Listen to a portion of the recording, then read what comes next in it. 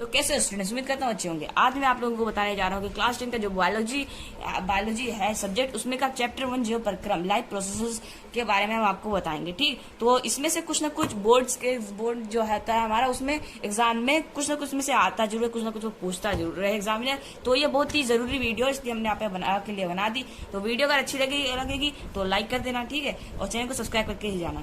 तो सबसे पहले आता है जीव परिक्रम। जीव परिक्रम की परिभाषा: जीवों द्वारा संपादित किए जाने वाले सभी कार्य जो सजीवों को जीवित रहने के लिए सहायता करते हैं जीव परिक्रम कहलाते हैं। मतलब कि हम जो भी जितने भी सजीव हैं हम लोग, उसमें हम लोगों को जीवित रहने के लिए जो भी कार्य करने पड़ते हैं वो सब जीव परिक्रम में आते हैं। सजीवों की मौलिक अनिश्चय क्रियाएं निम्नलिखित हैं। ठीक, मौलिक अनिश्चय क्रियाएं: पोषण, शोषण, परिवहन, उत्सर्जन और जनन। ठीक, तो पोषण सजीवों में शरीर के अंदर एवं बाहर होने वाली जीव रासायनिक क्रियाओं को कार्य करने के लिए ऊर्जा की आवश्यकता होती, वृद्धि एवं विकास होता है, जिसके लिए वातावरण से ग्रहण किया गया भोज्य पदार्थ पोषण कहलाते हैं। ठीक, तो सजीवों में शरीर के अंदर एवं बाहर, यानी कि हमारे शरीर के अंदर जो पाचन हो गया जैसे कि, और क्रियाएं बाहर की क्रियाएं, हमने हाथ उठाया देखिए आप, तो इसमें भी हमें ऊर्जा लगी। तो इस ऊर्जा के लिए हम जो बाहर वातावरण से हम जो भोज्य पदार्थ, जो भोजन ग्रहण करते हैं, वही पोषण कहलाता है। ठीक, तो अगली हेडिंग है हमारी शोषण।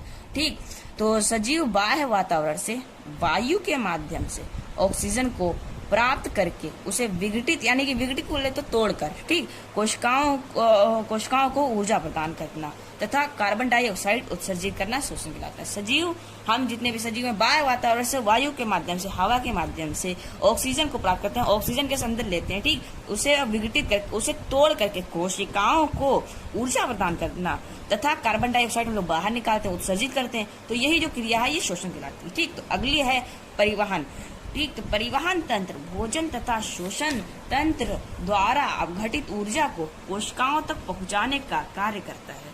ठीक, तथा शारीरिक संगठन को बनाए रखने के लिए अन्य पदार्थों का परिवहन करता है। जो हमारा ये परिवहन तंत्र होता है, ये हमारे शोषण तंत्र तथा भोजन के द्वारा जो हमारी अवघटित ऊर्जा, जो ऊर्जा बनती है ना, तो उसको कोशिकाओं तक पहुंचाने का कार्य, कोशिकाओं तक जो पहुंचाता है ना, वो परिवहन तंत्र होता है।